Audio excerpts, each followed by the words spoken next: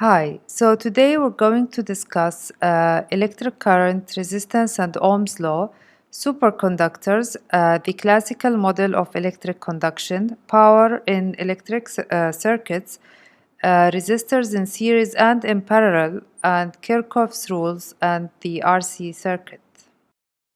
So in the previous videos, we considered charges at rest in electrostatics, but we will now consider charges in motion.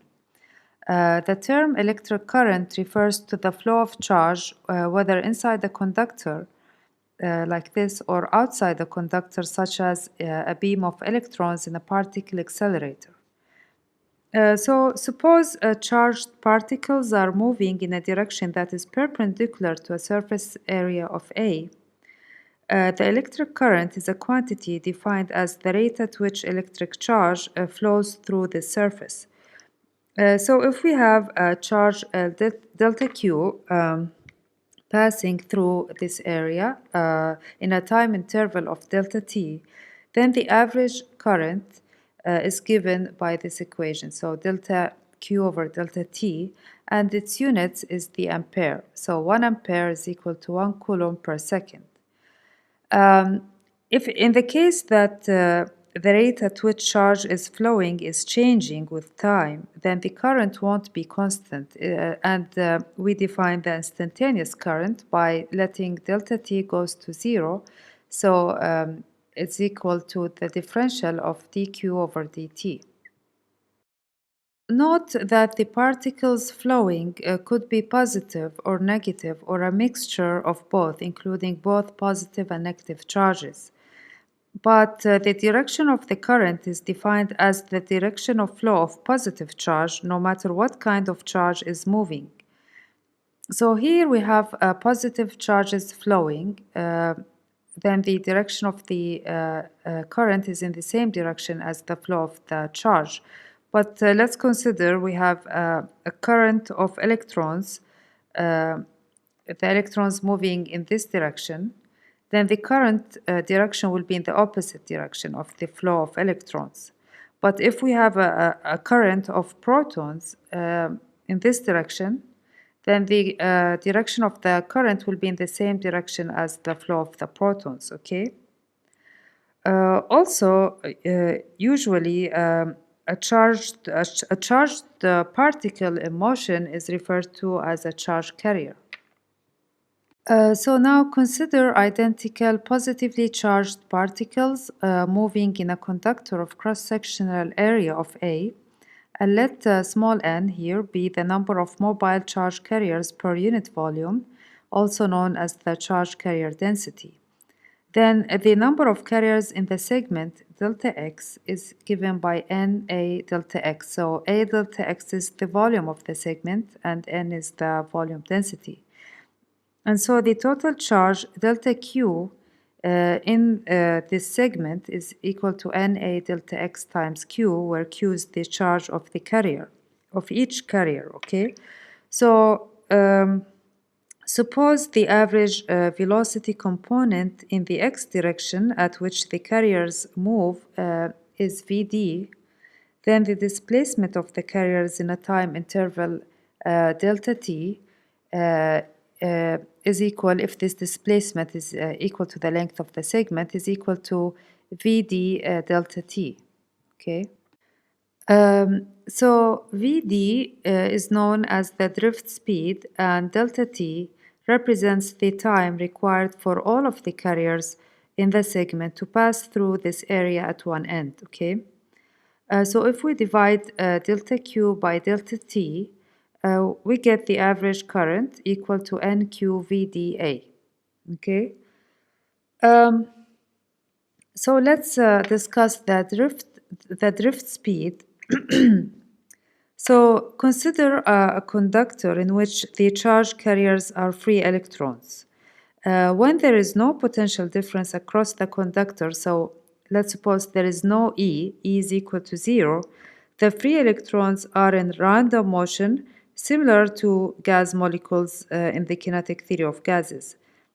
So the random motion of the electrons is related to the temperature of the conductor, and the free electrons have random motion, and they will collide repeatedly with the atoms of the conductor, and as a result their motion is like a zigzag motion. Okay, so if we apply an electric potential difference across the conductor, then we have an electric field established in the conductor. Okay, this field will exert an electric force on the electrons and will accelerate them, producing a current. So the direction of the the direction of the electric field is from the positive to the negative, and you see the electrons accelerating towards opposite to the field. Uh, and so, although the electrons still have zigzag motion, zigzag random motion, when we apply an electric field, there will be a net drift of the electrons, a net drift in a direction opposite to the field with an average velocity known as the drift speed. Okay. Also note that when electrons collide with metal atoms, so as they move, they will collide with metal atoms. They will transfer energy to the atoms, and this will increase the vibrational energy of the atoms, which will in turn increase the temperature of the conductor. Okay. So if we have a copper wire of current of about 10 amperes, then the drift speed is of the order of 10 to the minus 4 meter per second. Okay. Um, so we will now define also the current density J, which is defined as the current per unit area. So I over A equal to NQVD, and the SI units is amperes per meter square.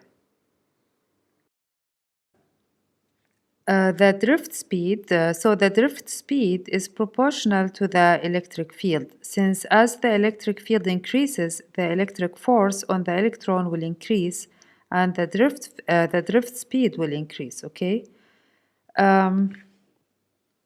So if the conductor has a uniform cross-section and if the electric field inside it is uniform, then the potential difference delta V across the conductor is proportional to the electric field, and so the current I in the conductor is proportional to the potential difference delta V across the conductor through this relation, and R here is known as the resistance of the conductor. Okay, so the resistance of a conductor is equal to the ratio of the potential difference across the conductor delta V over the established current in the conductor I. And the SI units is the ohm, so 1 ohm is equal to 1 volt per 1 ampere, okay? So from this you can see that if a potential difference of 1 volts is established across a conductor and if this produces a current of 1 ampere in the conductor, then the resistance of the conductor is 1 ohm, okay? So as you can see, the current, which is the amount of charge passing in unit time, is inversely proportional to the resistance of a conductor, which is caused by the collisions of the electrons with the atoms, right? So this makes sense, of course. So the more we have resistance, which is more collisions of the electrons with the atoms, more resistance to their motion, the less we can establish a flow of charge across the conductor, okay? And this relationship is known as Ohm's law, but Ohm's law is not a fundamental law of nature. It is only valid for certain materials at certain conditions. So materials that obey Ohm's law, which means they have a constant resistance over a wide range of applied voltage, are known as ohmic materials. And materials that do not obey this Ohm's law here are known as non-ohmic materials.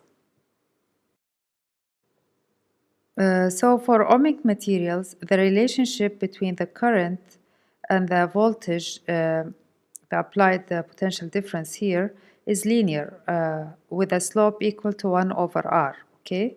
So this means that for ohmic materials, as we said, the resistance is constant over a wide range of applied voltage. But for a non-ohmic material, the relationship between I and delta V is nonlinear, as you can see.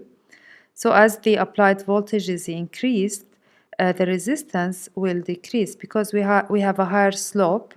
A larger slope means less resistance. So as you can see, the resistance is changing with applied voltage. So the symbol used for resistance in circuits is the zigzag symbol. Okay, so let's consider now again the an ohmic material. So we have an ohmic conducting wire. The resistance is found to be proportional to the wire's length L and inversely proportional to the cross-sectional area of the wire I through this relationship, okay? And rho here is known as the resistivity of the material, and its units is ohm times meter.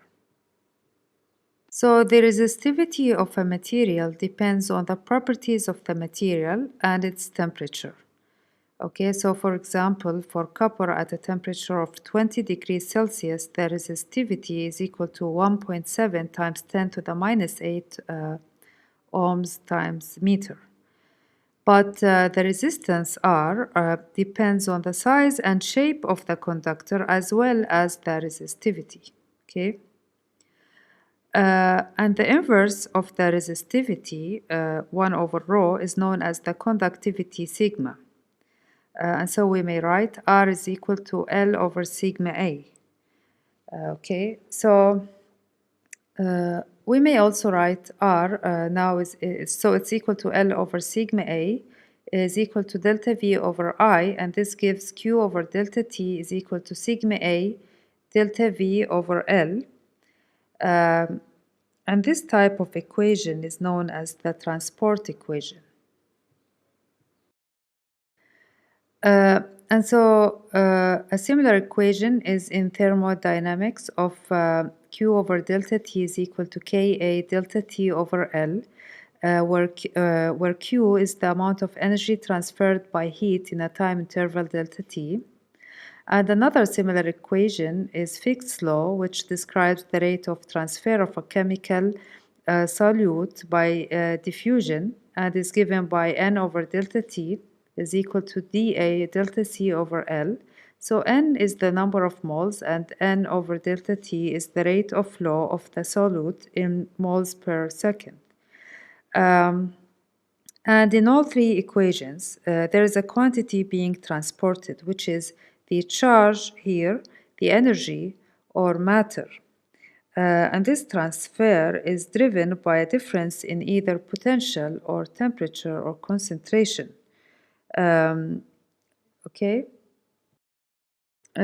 So each equation is a product of a conductivity, okay, sigma K or D, and the area A, and the ratio of the difference in the variable, okay, delta V or delta T over delta C, so the ratio of the difference in this variable over the length, okay?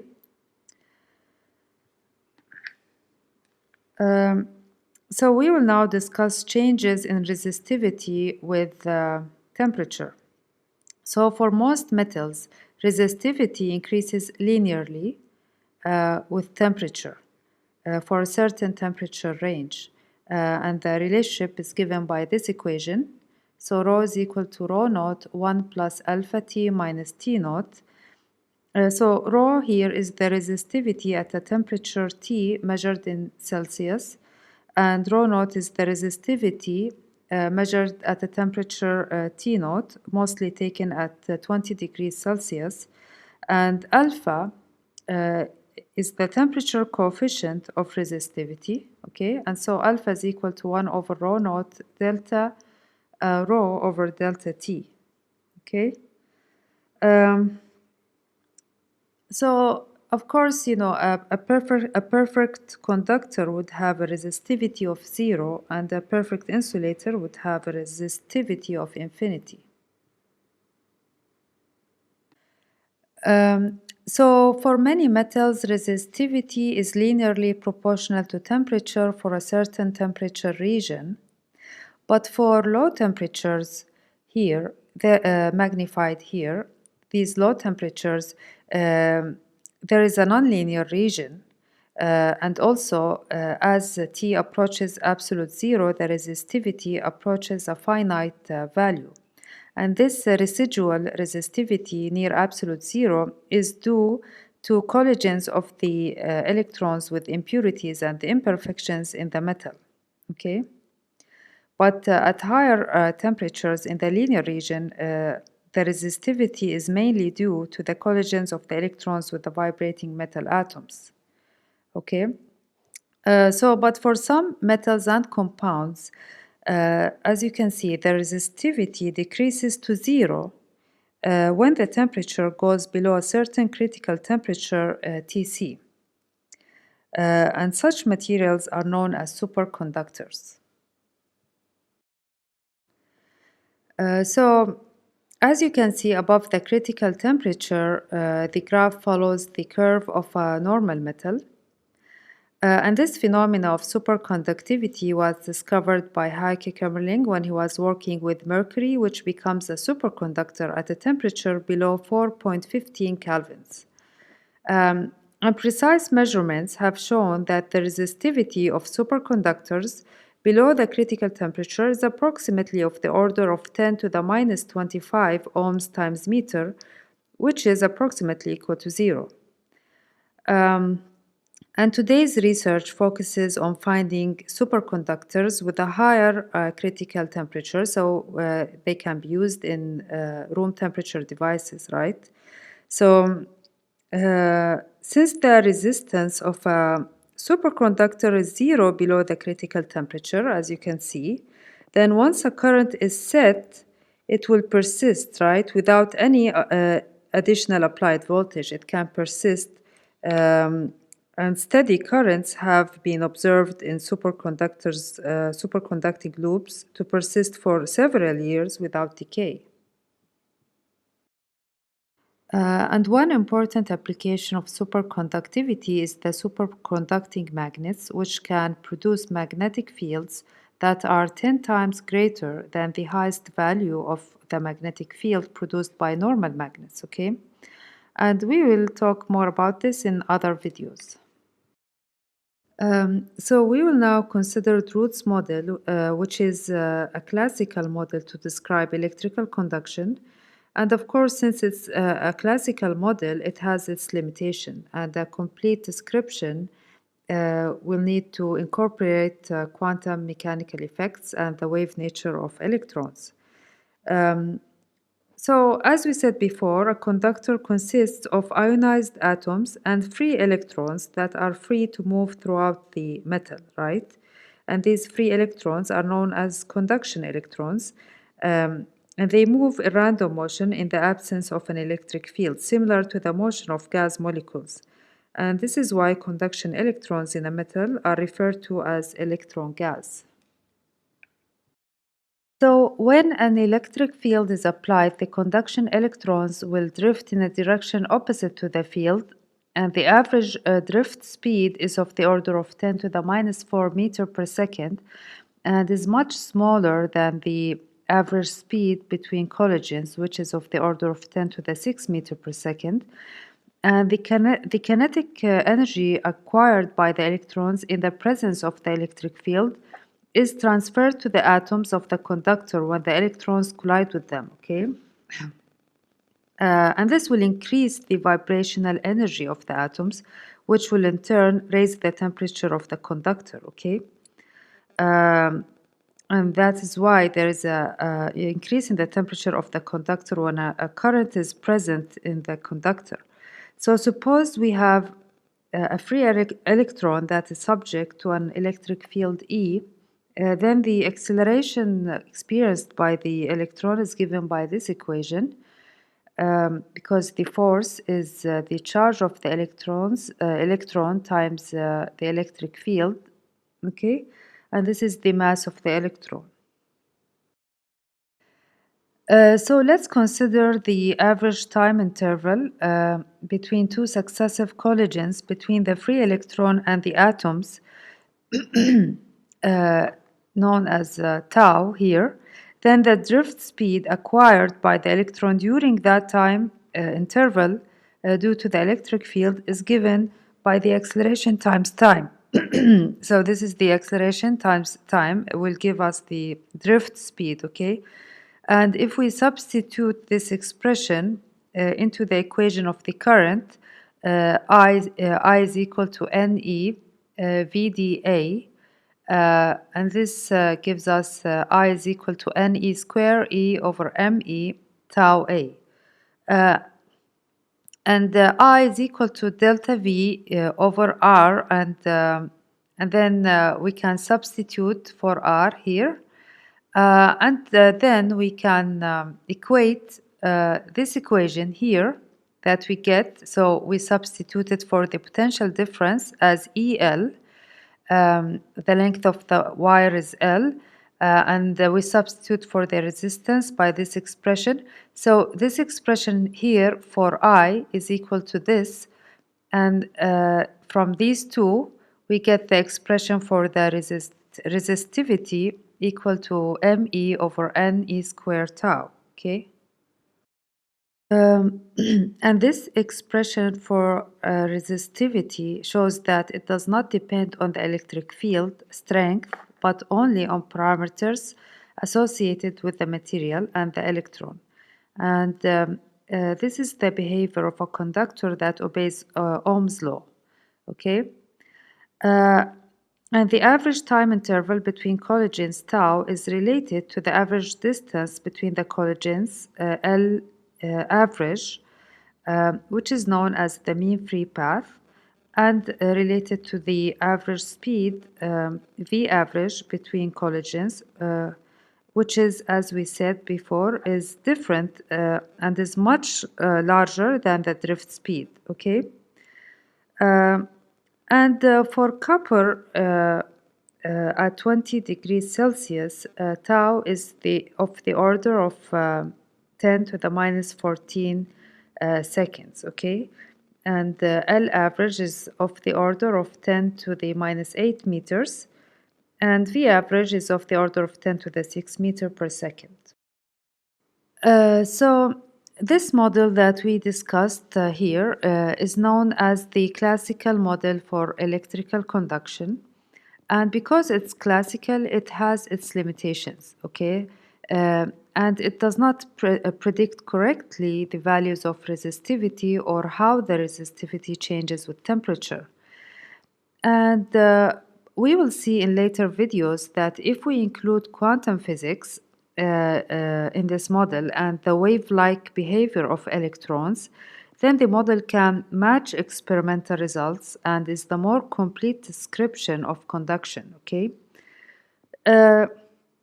So including only the particle behavior or the wave behavior accounts only half of the picture, okay? And these two aspects are complementary and essential for the full picture. And we will later see also in later videos how this wave-like behavior of electrons can also explain superconduction. So we will now discuss power in electric circuits. So in this circuit shown, the chemical energy in the battery is transformed into kinetic energy of the electrons, which is transformed into internal energy of the conductor as the electrons collide with the atoms, increasing their vibrational energy and increasing as a result the temperature of the conductor, okay? So for this circuit shown, we will assume a simplification model in which the resistance of the wires is small compared to the resistance of the resistor element here. So we will ignore the energy delivered to the wires, okay? So no resistance is in the wires, and we and consider only the energy delivered to the resistor from the battery. Okay, so let's consider the reference point A and take the potential at A to be 0. So remember, as we said before, that it does not matter where we take the reference point of the potential. What matters is the difference in the potential, right? So let's consider a positive charge Q that moves from A through the circuit and back to A. Um, so as Q moves from A to B through the battery, which has a potential difference of delta V, the electric potential energy of the system, which here is the entire circuit, will increase by an amount equal to Q delta V, while the chemical energy of the battery will decrease by the same amount, okay? So when the charge moves from C to D through the resistor, the system will lose this potential energy acquired by the charge through collisions with the atoms in the resistor, right? And as we said, this will increase the vibrational energy of the atoms in the resistor. So we will now ignore any energy transfer along the path B to C or along the path D to A, since we assumed the wires to have low resistance compared to the resistor element here. And so when the charge Q returns back to A, the net outcome is that some of the energy of the battery is transformed as internal energy of the resistor in the form of the vibrations of the atoms, and it will reside there. And this will increase the temperature of the resistor, and this will result in heat transfer from the resistor to the surrounding air. Thermal radiation from the resistor is another path for the energy to escape from the resistor, okay? And after some time, the resistor will remain at a constant temperature because the input energy from the battery is balanced by the output energy as heat or radiation to the surrounding environment. So the rate of decrease of the electric potential energy as the charge Q passes through the resistor is du over dt is equal to d over dt of Q delta V, and this is equal to I delta V.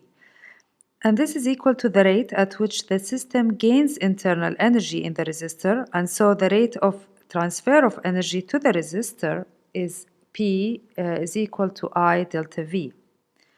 And note that this equation applies to the power delivered from any voltage source to any device that carries an electric current I and has a potential difference delta V between its terminals, okay?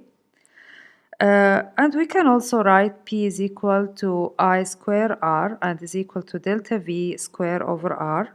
And if you work the units, you will see that the expression gives a unit of power, which is the watts, okay? And this expression of power is often referred to as the power lost in the resistor. So a source of electromotive force is any device such as a battery that maintains a potential difference in the circuit. The potential difference of the source, known as E, has units of volts, and it describes the work done per unit charge. And this term E is used to distinguish it from the terminal voltage, and the terminal voltage is the potential difference across the battery, okay? So the potential difference across the battery is not equal to the electromotive force E of the battery, it is less than that, and this is due to the internal resistance R. So to understand this, we will consider an ideal battery of zero resistance and electromotive force E connected in series to an internal resistance R.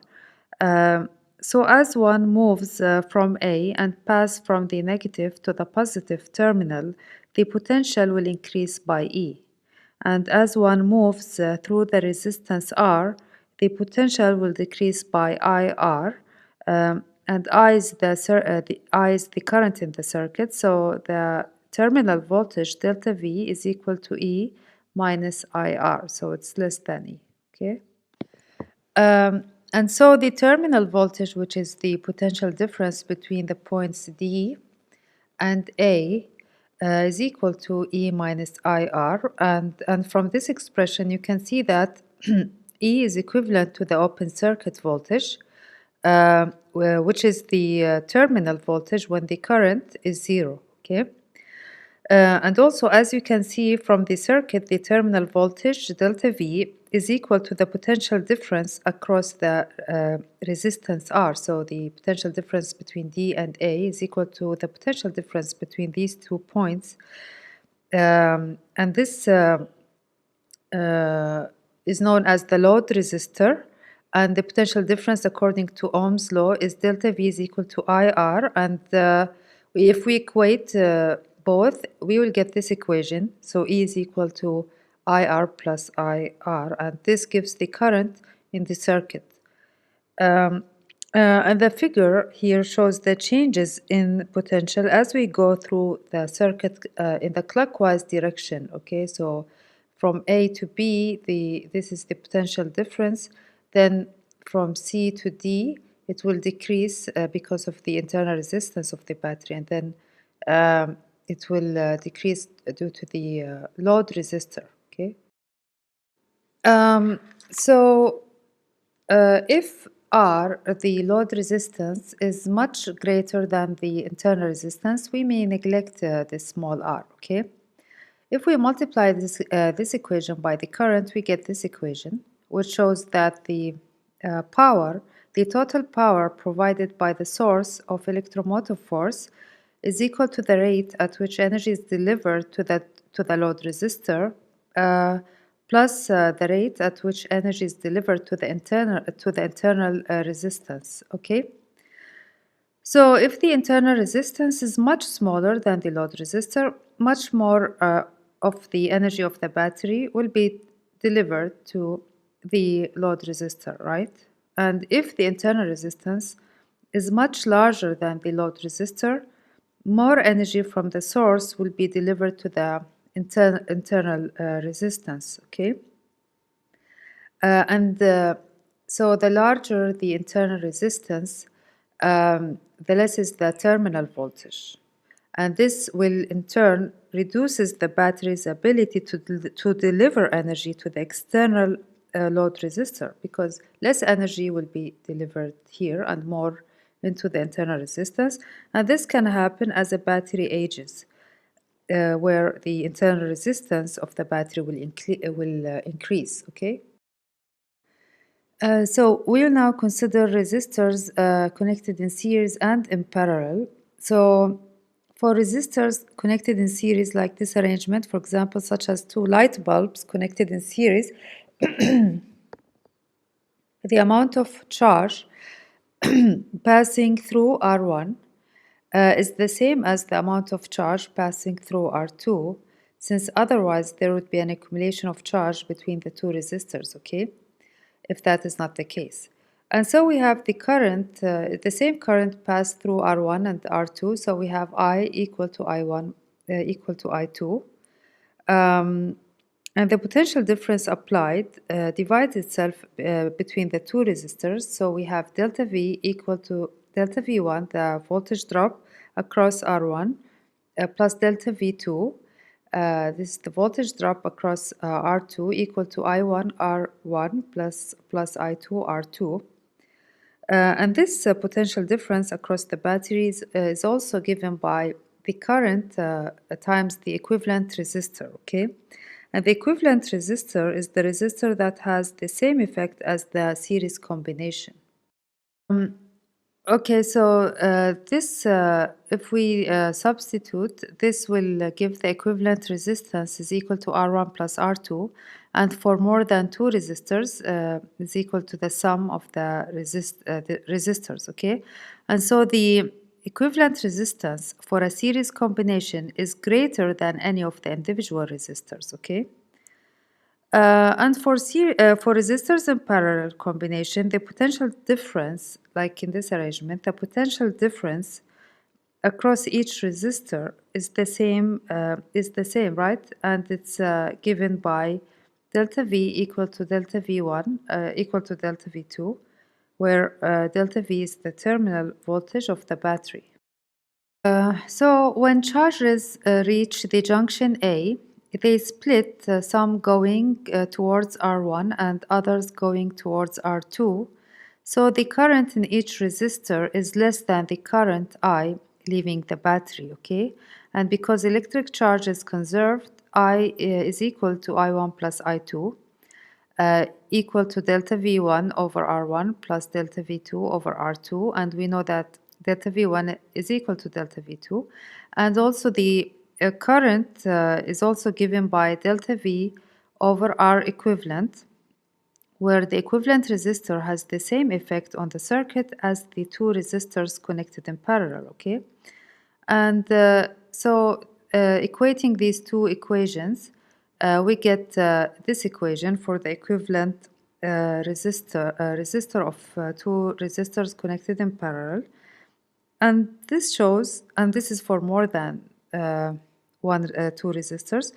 And so this shows that the equivalent resistance is less than the smallest resistance in the combination, okay? Notice that in this series combination, if one device fails, it will result in an open circuit and the other devices will go out as well, right? And this is why in household circuits, electric devices are connected in parallel so that each will operate independent of the other. And so if one device switches off, the others will continue to operate. Also, another advantage of parallel combination in household circuits is that each device will operate on the same voltage, okay? But if devices were connected in series, the applied voltage would divide among the devices, and across each device, the voltage would depend on how many devices are connected in series, right? Also, a useful element in household circuits is a circuit breaker connected in series with other elements, which is designed to switch off at a maximum current of about 20 amperes.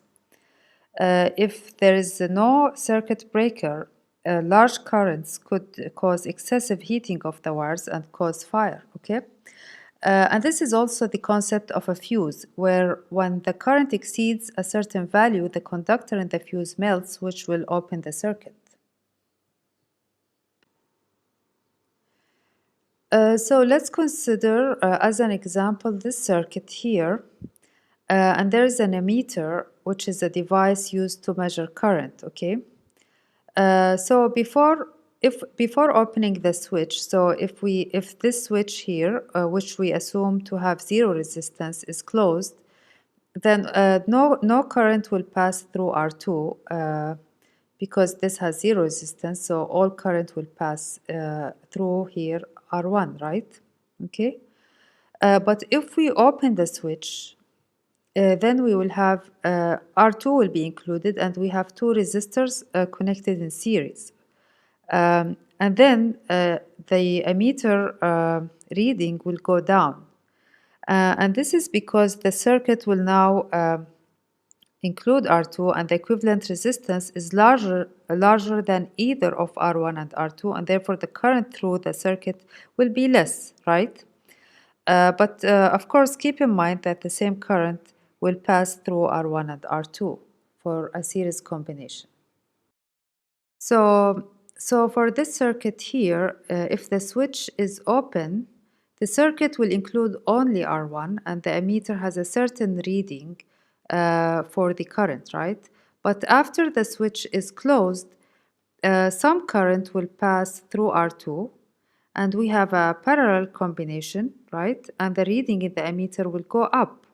Why? Because the equivalent resistor now is less than any of R1 or R2, as we said for a parallel combination, right? And this is why the current will increase. So we will now discuss Kirchhoffs rules. And the first Kirchhoffs rule is the junction rule, which states that at any junction of the circuit, the sum of the currents is equal to zero. Okay, this is the first rule. So sigma I is equal to zero. And the second rule is the loop rule, which states that the sum of the potential differences across all the elements in a closed loop is zero. So sigma delta V is equal to zero.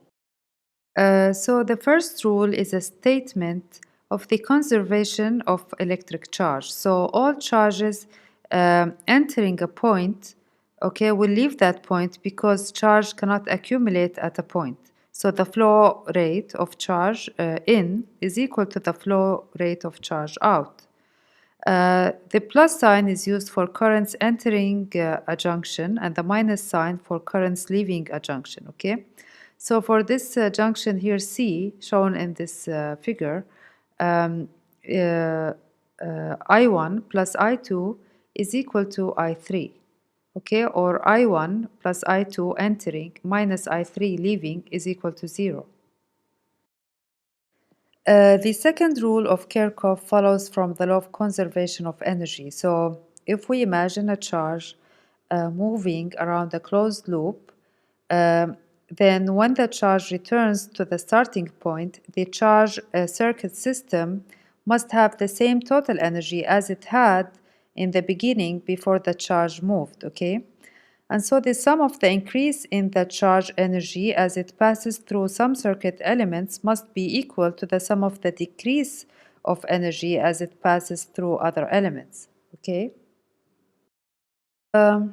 So for the first case here, as we move from point A to B in the direction of the current, then delta V is equal to minus IR. So delta V, which is VB minus VA, is equal to minus IR.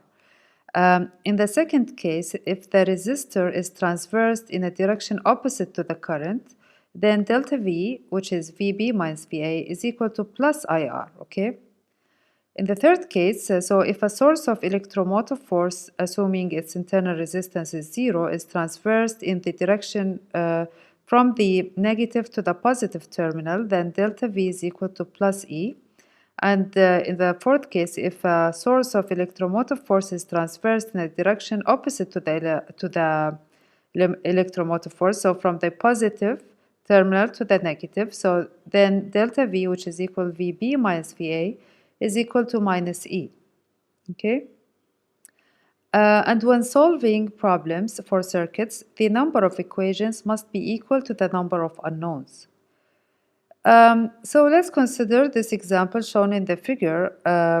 For the junction C from Kirchhoff's first rule, I1 plus I2 is equal to I3. And for the circuit A, B, C, D, A, we have from applying Kirchhoff's second rule. We have for this loop in the clockwise direction, so we transverse the circuit, so from here, from the negative terminal to the positive terminal, we have plus E2. Then we transverse in the direction of the current, so it's minus I1 R2. Then we also transverse in the direction of the current, so it's minus I3 R3 is equal to 0.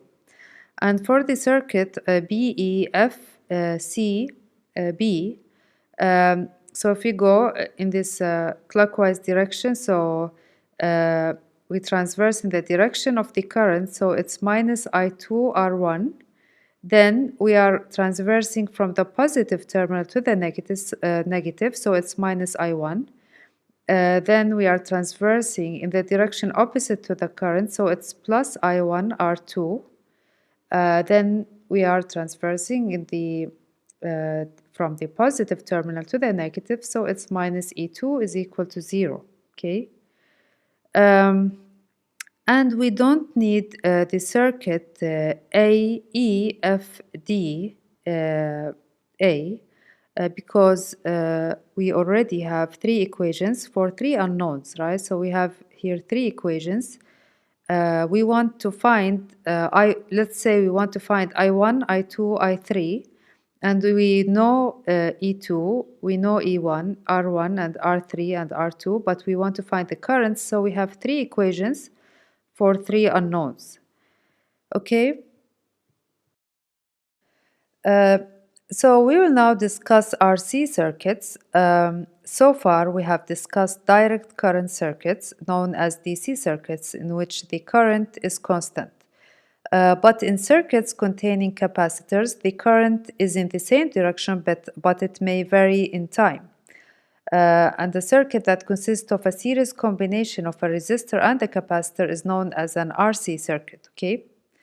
So for the circuit shown in this figure here, let's assume that the capacitor is initially uncharged. So ignore this B part here, we'll come to that later. So we have the switch A.